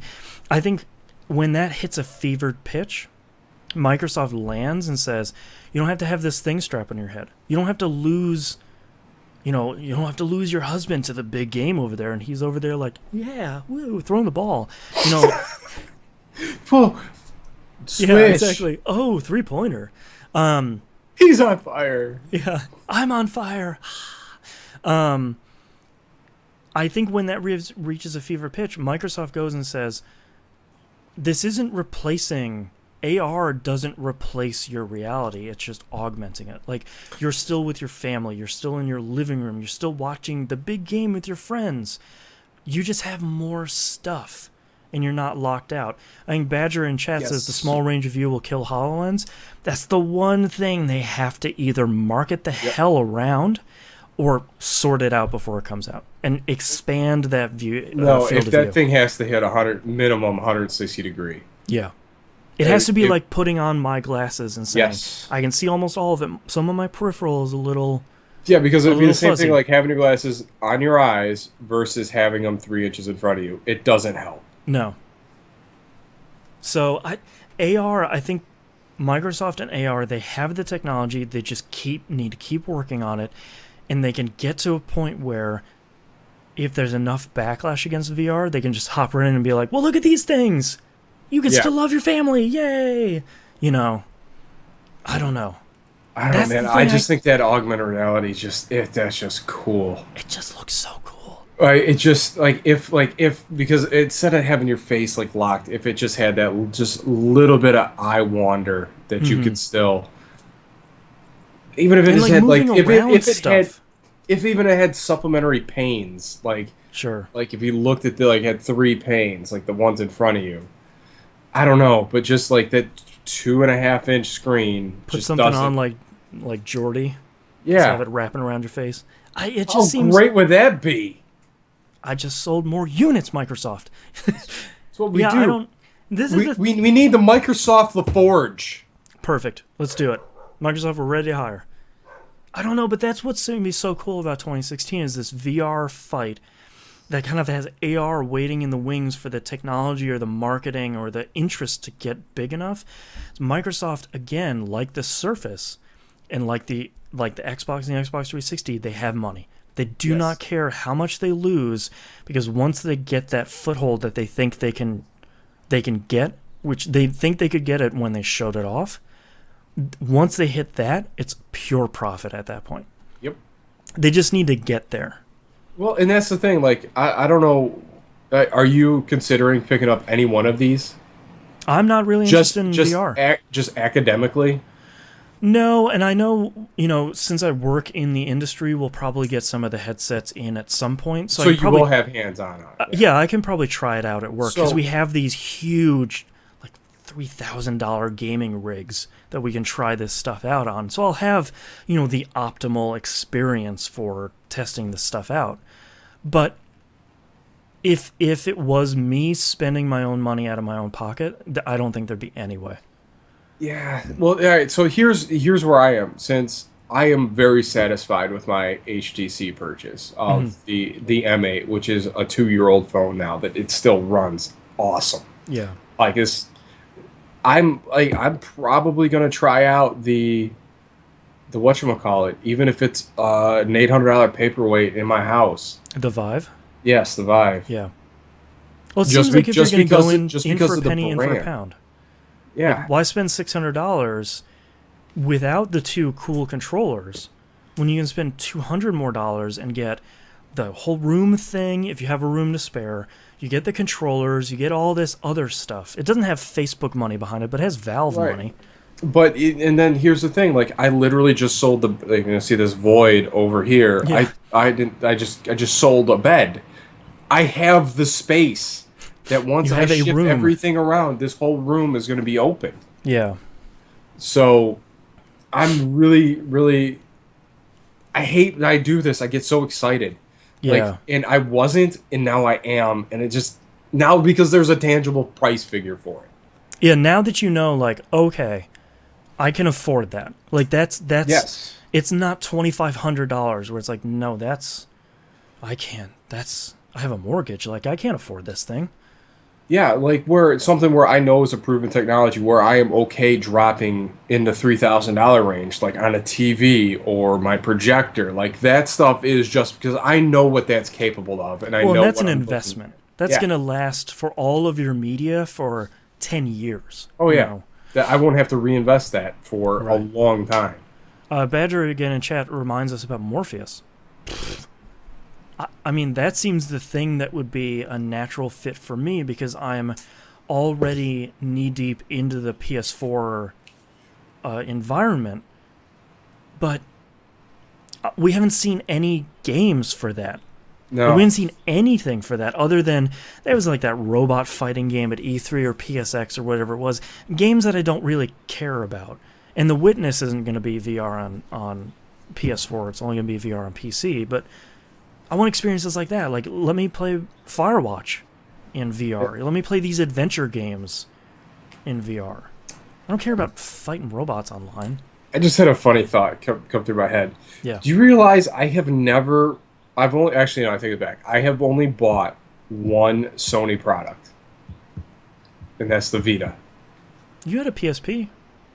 I did not buy it. Oh. The same thing with the PlayStation 2, which I was not going to buy. Right. Remember, because I got roped into doing that thing. Yeah. And the PlayStation 3, I did not purchase. Sega fan for life, man. I mean, if someone wants to give me one, I'll take it. Well, I'm not gonna go buy it. Like that's the funny thing is like I have this thing where I'm in this drought and like the majority of like the community that I was playing with had migrated over to the PlayStation 4, but you know me, I'm just stupid loyal. Yeah, Sega's gonna come back, man. All right, let's we're going pretty long here, so let's go into our tweets.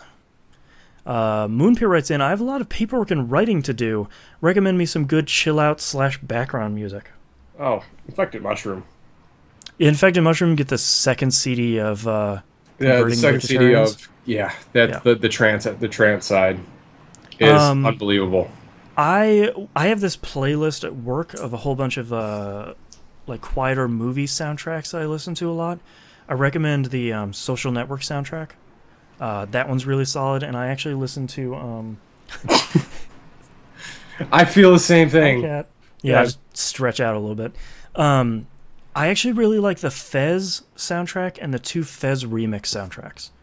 No vocals, no nothing. It's pretty chill most of the time. There's some ups and downs. I like that a lot. Well, if you're not completely obtuse to AWOL Nation, I would recommend the dubstep station on Pandora. Sure. Because that can just roll in the background, and then every once in a while you get a little jacked. But if you like if you like electronic stuff, I'd recommend what was that album by Burial? It's really good. Oh man, I'm gonna look it up here. It is. It's called Untrue. You know what's surprisingly a great soundtrack is the soundtrack to Little Nicky. That's true. Amazing. It's got some interesting stuff on there. Still so mad that got stolen. Sorry about that. That was my drink. I don't know. But I'm trying to think of anything else that's like a really good. 9 Inch Nails Ghosts. Yes. I have like 500 instrumental tracks that are kind of all over the place, but kind of chill for the most part. Yeah, Ishmael Ghost. That's really good. That's a great one. That's when I would play Puzzle HD. Yeah. That Puzzle game. Arcade. Puzzle Arcade. Yeah. I would play that with having Ghost play in the background, and just my voice echoes off these walls. Just off these walls. Yeah, that'll give you a lot of music. Sometimes do you think you can see the future? Yeah. Every day is exactly the same, Knobs. That gives you a really good starting point. If you need more, right back in. Adderblack39 writes in, do I need to play Borderlands 2 to get the most out of Tales from the Borderlands? Yes. Yeah. It's not one of those things. It's tough because it's not one of those things where it's like there's like a wink and a nod thing, like, remember that guy? If you don't worry. It's not core to the story. It's somewhere in between. No, I don't know. I think your appreciation for the holographic character in Tales from the Borderlands will be significantly That's true. damaged. I was mostly thinking about the Vault Hunters, but yeah. Play Borderlands 2. That's kind of your minimum. If you can play 1 and 2, that's even better. 2 is your minimum before you get into Tales of Borderlands. Yeah, that is required reading as far as I'm concerned. Yeah, and Badger's... And even... go ahead. Badger's right. Tales from Borderlands is getting a physical release on all platforms. It's coming out, it's like $40 for the whole thing, so that's a pretty good price. Yeah, I can't reiterate that enough. That universe does nothing get better. Yeah. And even like 1, like from what I remember from 1, I like how much we loved that game. 2 is just the characters are so much better. Yeah. It just gets better and better. And then playing Tales from the Borderlands as would be the 3rd game, and then pre-sequel being your 4th, because the pre-sequel pulls from every one of those games. Yeah. Adderblack also writes in, and why didn't Knobs get a PS4 instead of 2 Xboxes? Smiley face. I can answer that. If you've known Knobs for as long as I have, known each other for over a decade, there's no rhyme or reason. It is just Yeah. a convenience. For this one, it's a convenience thing. I got an Xbox upstairs. I got an Xbox downstairs. Cloud saves work. The purpose. It ended up. That's the right. This is totally me. There was something I wanted so bad that I had to buy something else to get it. Right. It just happened to be another Xbox to get the controller. Yes, that was my rationale. Yeah. And then it turned out to be a purchase of very big convenience. Yeah. By having one downstairs and one upstairs. You can play your Xbox wherever. This digital future. Here's my embarrassment of choices. Do I play it on the 80-inch or do I play it on the 100-inch? Right. Champagne dreams. How cold is it going to be outside? Do I want to be in the cold room or the warm room? Right. You got your 2 seasons covered. Yes, I do. Perfect. If I'm playing a horror game, I'm going to play it in the cold room. Yeah. Ambiance. Oh, and our last tweet here is from Mina, my fantastic co-host here on Pup. Zombie apocalypse question. Blah, blah, blah. What is your weapon of choice to slay these zombie fiends? Do I only have one? Let's say yes. All right, I would say if I had an opportunity to set up, it would be a hunting rifle. Would that be good? A hunting rifle. Just that distance? Well, that and it has I think a 338 shell, which is the most common shell on the planet. That's a really good choice. I'm going to go for, since you took a firearm, I'm going to take a melee weapon. I think you can't go wrong with like an iron, like a steel pipe. Like you don't want like a bat, anything that's going to splinter. Crowbar is great. You don't want anything that's going to break. I would probably be more partial to an axe. Axe would be pretty good, but what if you get that thing, stuck in something? Oh. That's a good point. Because you don't want it to get caught, because then you lose your weapon. Yeah, I don't know. Crowbar, lead pipe. Yeah. Surprisingly, a great weapon would probably be a piece of high tension cable. Interesting. Like the power cable, because the weight of that is surprising. That's true. Like I think you could cave in a skull with it if you needed to. If you fashion that into a whip. Yeah. Get some good distance. Whip, just get yourself like a 3-foot long slice of that. Start flailing. It's a deadly foam noodle. That's true. All right, next. Actually, we have an email here. It's a little bit long, so I'm going to condense some of this here. It's from, he just says John Connor in quotes at the end. So, John Connor. It's only fate for what we make. Yeah. Even though I've been enjoying my PS4 very much since launch, I'm still disappointed in the 30 FPS. Maybe down to taste, since my friend says he can't tell the difference between 30 and 60. Your friend's a liar. But I certainly can, because you're not a liar. My favorite games are Diablo 3, Dark Souls 2, Battlefield 4, and Rocket League. Not only are they great games, but easy on my eyes with a smooth 60. That should have been the title of this show. Smooth 60. The question I have is, do you think we'll ever see an option in games where we can choose between 30 frames and 60? I didn't expect in-depth graphic options in games like PC, but maybe at least one choice in the options menu to check off if I would like to have smooth frame rate over graphic detail / resolution. It seems like a win-win. Developers / publishers could promote the game showing off the higher detail in the 30 frames per second mode, while giving an option for people like me to have the other choice. Personally, I want to get back into Bloodborne and play the DLC, but I haven't purchased it since I can't go back to 30 FPS. It just makes my eyes bleed. What are your thoughts? Thanks. I think it was The Division, which is in beta right now, has an option to turn off some advanced like shadows and some of the floaty bits in the air and stuff like that. Particle effects. Remember that was the rage? Particle and lighting effects. Oh, particle effects. Colored lighting. The hot business. Oh my god, colored lighting. I think the only problem with giving like a 30 frame, 60 frame choice in games is, this hurts me to say, I really don't think John Q, Street Fighter fan, cares. I think 30 frames versus 60 frames, they really don't care. Okay. Excuse me.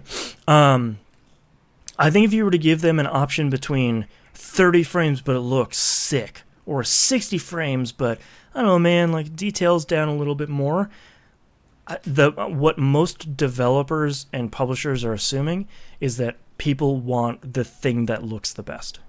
Right. And unfortunately for this generation, that means 30 frames. And that sucks. The Witness was 60 frames. I liked that. I like 60 frames in my eyeballs. I do too. I see the frame rate doesn't bother me as much because I can adjust. I mean, I'm not as photosensitive to that, but between 120 and 240 hertz, it just breaks my brain. Yep. I feel I can't. Because like the thing with 240 hertz is you can see where the light is coming from, and it's so weird. Yeah. Everything looks like a soap opera. I think my only thing between 30 and 60 frames is it has to be one or the other. It can't be 45 to 35. It can't. It's got to be locked at one or the other. If it goes below 30 or between 30 and 60, I'm just wrecked. My brain, I start getting dizzy. I can't do it. Just lock it down. Remember TVGP's rule. Lock it down. Lock it down. Given Shiz in chat asks, who can win an arm wrestle out of all of you? And please be honest, it's Knobs. What? Oh, these spindly little arms I got and break these wrists in half. It's leverage. My arm's a foot longer than everyone else's. Yeah, I got. This is now. I'm not embarrassed to say that. To watch it, I'll go over the top. Chappelle.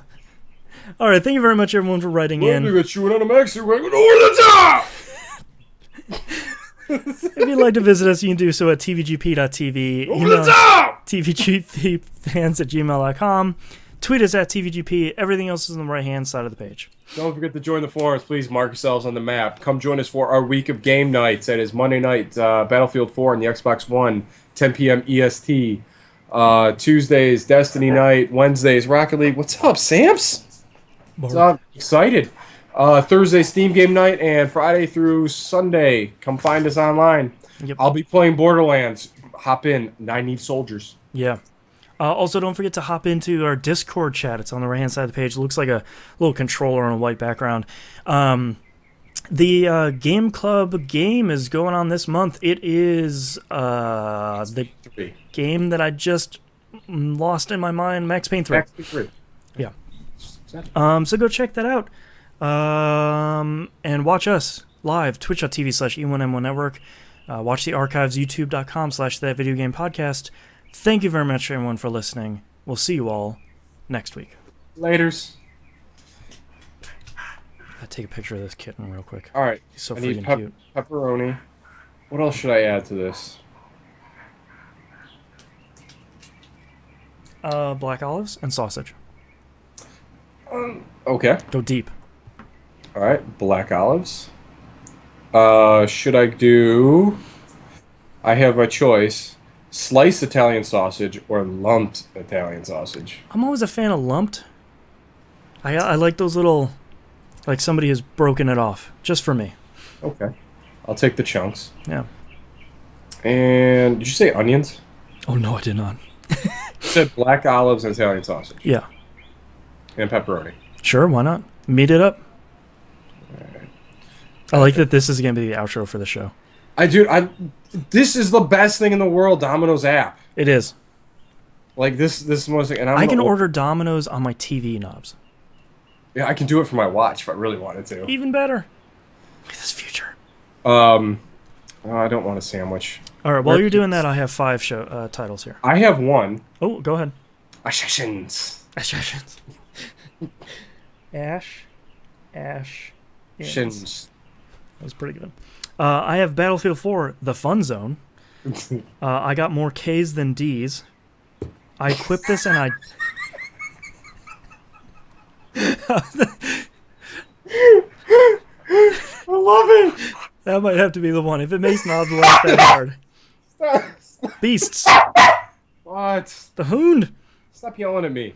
I equip this and I die. Lava Fall and Least. And then Assassins. So clearly we have to do I got more K's than D's. I don't know. Over the Top's pretty good one too, but Yeah, Over the Top is pretty good. I'm gonna write it down. So it's Shocking and completely realistic is a good one too. oh, that one is good. Someday I'm gonna scan these notebooks. Well, I don't know if Moon's still doing that that Wikia page where he had all like literally all these archived. Oh yeah, Moon, right in. Let me know where you're at. Yeah, this is what I have for show notes here for everybody that's wondering. My chicken scratch. I work in IT. My handwriting's terrible. I have like 4 notebooks of this stuff now. I got more K's than D's. I'm gonna circle that one. We gotta go with that one. Oh man, did that make me laugh? It's almost dirty. Oh, I don't want a lava cake. You sure you don't? There are I 2 of them. really don't. I don't like chocolate. Oh, that's right. I'm sorry. That's just ugh. It's liquid poison inside of poison cake. For you. All right, you ready, Nubs? Oh, yeah. Sorry, it's asking me to sign in. All right. All right, starting in 3, 2, 1. This is That Video Game Podcast, episode 435 for February 22nd, 2016. I got more K's than D's. That's it. I've had enough. All right, thank you very much, everyone, for watching. If you're watching this on YouTube, like, comment, subscribe, the whole thing. Blah, whatever. And we'll see you all next week. Bye.